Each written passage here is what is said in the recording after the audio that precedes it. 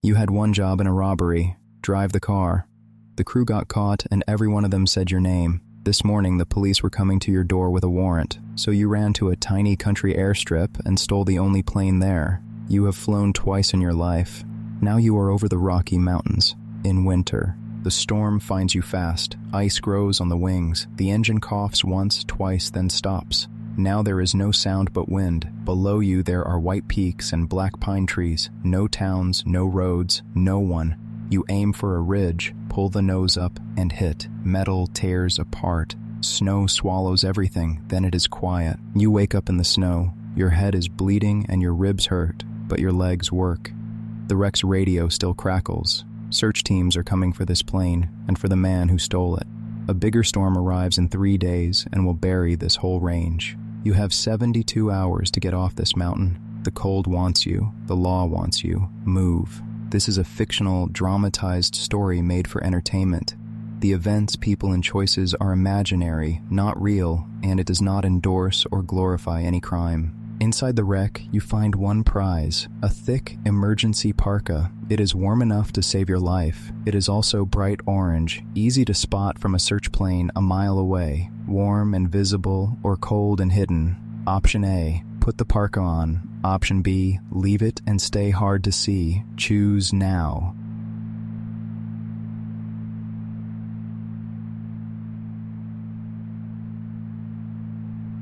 Time's up. Let's see what that got you. If you chose A, you zip the parka up to your chin. In 1 minute, the shaking in your hands slows down. In 5, you can feel your fingers again. There is a small survival kit in the pocket. Matches, a folding knife, an energy bar. You eat half the bar and look downhill. Time to leave this wreck behind forever. Warm blood makes a working brain. You pick a line down the ridge toward the pine forest far below, and you actually move fast. Yes, you glow like a traffic cone on all this white. But dead men do not need camouflage, and the cold up here is the closest hunter.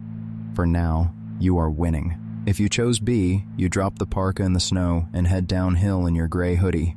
Smart, you think. Invisible, you think. The wind thinks something else. It cuts through the thin cotton like it is not there. Within an hour, your teeth chatter so hard your jaw aches, and your fingers stop obeying you. By afternoon, the shivering stops. That sounds good. It is the worst sign there is. Your body is giving up on heating you. Your legs fold, and you sit down in the snow, just to rest, just for a minute. On this mountain, nobody gets that minute back. The cold doesn't chase you, it just waits. A helicopter. You hear it before you see it, coming over the ridge behind you, and you are a bright orange dot in the middle of an open white field.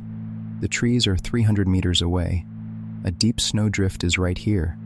Option A, dig in and bury yourself. Option B, run for the trees. Choose fast.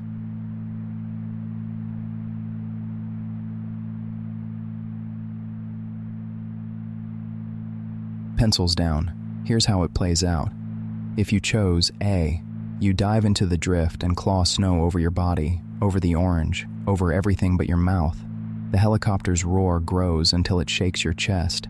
You lie still. The rotor wind blasts across the field, and it strips your thin snow cover away layer by layer, like someone unwrapping a gift, orange under white. They saw you from half a mile out. The helicopter settles onto the field, and 2 men in green trooper jackets climb down and walk over, unhurried. Because where would you even go? You are soaked, frozen, and done. Here is a free fact for next time. Handcuffs are cold, too. If you chose B, you run. Ribs screaming, knees punching through snow, lungs burning in the thin mountain air. The rotor noise swells behind you like a wave about to break. 50 meters, 20. You crash through the first branches and slam your back against a thick pine trunk just as the shadow sweeps over. The helicopter crests the ridge and sweeps the field you just left. Empty. It circles once, twice, then drifts away along the ridge to search elsewhere. You slide down the tree trunk, chest heaving, and allow yourself one shaky laugh. Under these pines, your orange coat finally stops being a problem. Keep moving, downhill. A frozen lake blocks your path, wide and silent. Straight across saves 3 hours, but you would be walking on ice with black water underneath. Around the shore is solid ground, but the drifts there are chest deep and the sun is already dropping. Option A, cross the ice. Option B, go around, choose.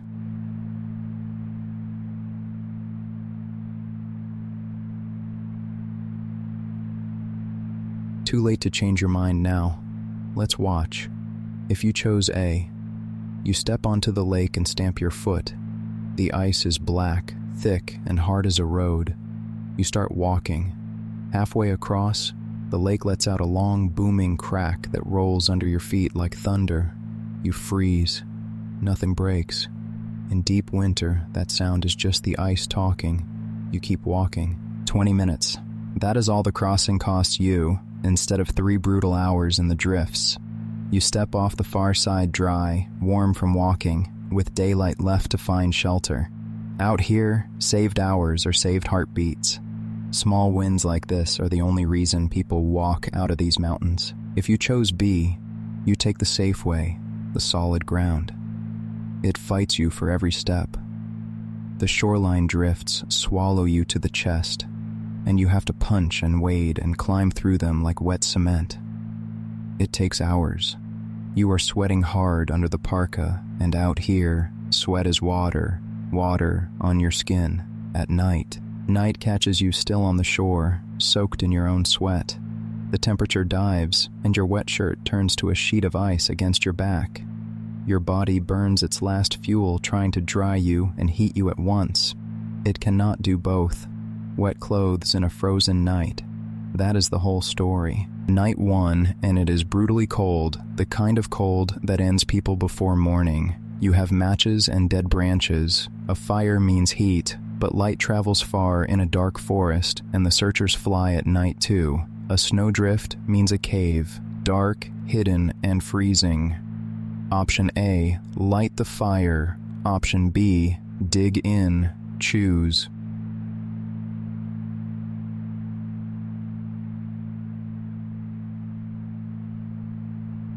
Locked it in? Good. Let's see it. If you chose A, the fire catches on the 3rd match, and it is glorious. Heat rolls over your face and hands, and for the first time since the crash, you stop shaking. You feed it branch after branch. Under the pines, the orange glow spreads out across the snow, soft and warm and visible from a very long way up. A night search helicopter sees your glow from miles away. Its spotlight stabs down through the branches and pins you against the snow like a bug on paper. A loudspeaker tells you to stay where you are, on foot, in the dark, in the cold. You obey. You wanted heat. You got a spotlight. If you chose B, you put the matches away and dig into the deepest drift like an animal, scooping out a cave just big enough for your body with a snow block pulled in to close the door. It feels like burying yourself alive, but snow traps heat. Your heat.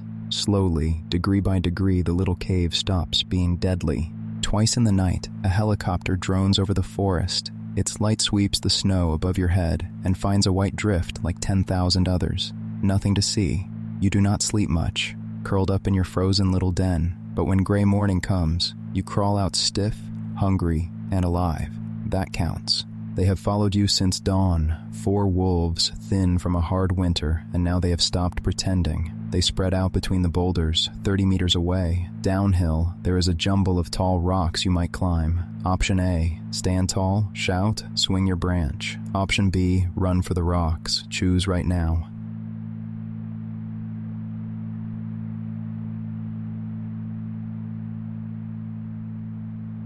That's your answer. Let's find out if it holds. If you chose A, you plant your feet, throw your arms wide, and roar louder than your ribs want to allow. You swing the branch and smash it against a boulder. Once, twice.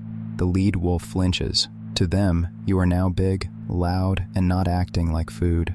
Hungry wolves want an easy meal, not a fight. The pack holds for one long breath.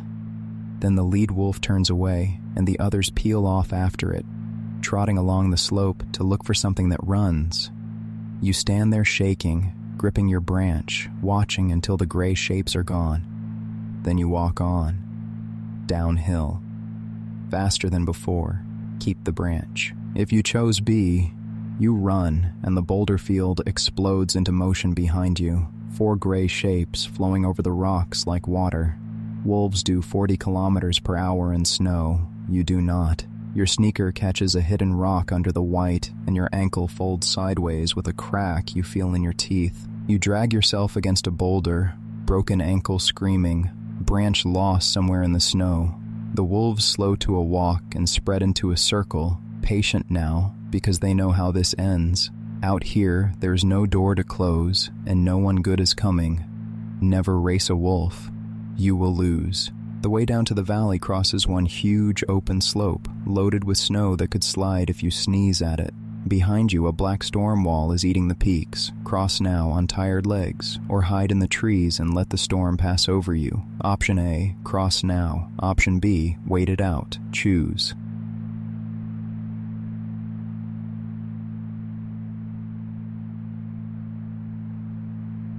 Clock's dead.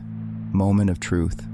If you chose A, you step onto the slope and cross it one careful step at a time, moving between rock islands, never stopping on the open snow. Under your feet, the slab creaks and settles with soft thumps that stop your heart each time. You do not look up at the loaded snow above. You just keep walking. Your hand slaps solid rock on the far side just as the first snowflakes hit. You made it across, and better. You are now below the worst of it, with the valley floor in sight. Behind you, the storm buries the slope you crossed, wiping out your tracks. The mountain just erased you. Today, that helps. If you chose B, you tuck under a big pine and let the storm come. It comes like a landslide made of air. For 14 hours, the world is a white roar. Snow piles over your legs, your lap, your chest. You stop being able to tell up from down, and the cold works on you the whole time, patient as ever. The storm passes at dawn and leaves a meter of fresh snow on everything, including you. The slope ahead is now a loaded trap. The forest is waist-deep powder, and your body has spent its last strength just staying warm through the night. You cannot break a trail. You cannot go back. You saved your strength. The storm took it anyway, barking. Uphill, behind you, coming down your own footprints, a ground team with dogs. In front of you, a black creek runs fast and open, and every movie says water hides your smell. Beside it, a spine of bare, wind-scoured rock climbs out of the gully. Option A, wade the creek. Option B, take the rocks. Choose.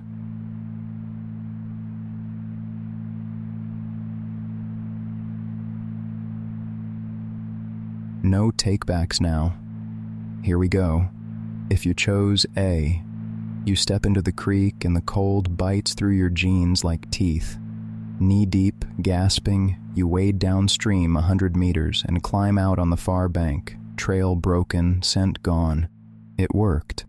Except now your legs are soaked to the skin, and the morning air is far below freezing. 20 minutes later, your feet are wooden blocks. 10 more, and your legs simply stop taking orders, and you sit down in the snow with your jeans frozen stiff as pipes. That is where the handler and his shepherd dog find you an hour later, still sitting. The dogs found you. The water just beat them to it. If you chose B, you stay out of the water and climb the rock spine instead, where the wind has scraped the stone bare. No snow means no footprints, and cold rock holds almost no smell. You move along it like a tightrope, dry, quiet, putting hard stone between you and everything that is following your trail. Below you, the barking reaches the creek and turns confused. The dogs cast up and down the snowy bank, finding footprints that just stop at the rocks. The voices argue, then fade the wrong way. You slide down the far side of the spine, dry and shaking, and see it at last, the mouth of the valley. The way out. This is it. 2 hours before the big storm seals the range. Left, the frozen river flats, easy walking, out of here by noon, wide open under the sky. Right, one last steep pass, brutal climbing for a body that has nothing left, but it drops into country nobody is searching. Option A, the flats. Option B, the pass. Final answer.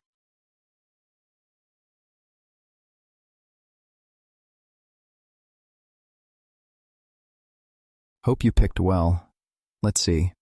If you chose A, the flats are heaven for your ruined legs. Hard, level, fast. You make more distance in 20 minutes than in the last 3 hours. You're so close now you can taste it. Then a sound you know too well drifts down from above, the small search plane, turning, an orange dot on a white table. The plane circles you once and does not leave. 10 minutes later, snowmobiles come whining down the flats from both ends, and there is nowhere on this white table to hide. You stop walking and put your hands up. 3 days beating the mountain, 10 minutes of easy ground, that is the ending, handcuffs on the ice. If you chose B, you climb. There is nothing left in your legs, so you climb on something older than strength, hands and knees up the last steep snow, ribs grinding, breath tearing. Behind you the storm rolls into the valley and starts erasing the world, your tracks, your smell, and every trace that you ever existed up here. You come over the pass into a quiet valley no one is searching and drop below the snow line as the storm seals the mountains behind you like a door. You are out, alive. Also, frostbitten, hunted, and owning nothing but a torn coat. The mountain is done with you. The warrant is not. It waits down there, patient as the cold. Good ending? It's the one you get. That was the mountain. 72 hours, 8 choices, and a whole lot of ways to end up frozen or in handcuffs. So, be honest in the comments. What was your final answer? A or B? And tell me your full path, letter by letter, and which round would have ended you. I will be reading. Choose well out there.